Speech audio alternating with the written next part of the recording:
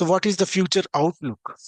So of course, the market is consolidated by major players, but there are definitely unmet needs. The market is consolidated at some phases of bioprocessing workflow, like there are major players for bioreactors. There are major players for media, for serum and other consumables. But there are technologies where most of the end users and biopharma companies are trying to implement the digital technologies such as digital twins, use of AI, or use of continuous and automated bioprocessing. So these are the areas where there is an unmet need, and all emerging or new players, including the major players, are trying to provide solutions within these areas, such as automated and continuous bioprocessing using perfusion technologies to reduce the turnaround time and improve production, use of digital twins and pads to predict the outcome of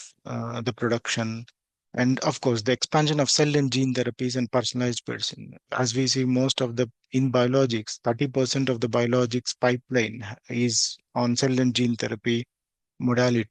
And so the increasing use of cell and gene therapy, the requirement for the new automated continuous bioprocessing systems, the requirement for the use or integrating digital twins, PAT, and other niche technologies within the bioprocessing workflow definitely creates demand, or there is an opportunity for the new players to provide solutions in these specific areas in the bioprocessing workflow and tap the market opportunity.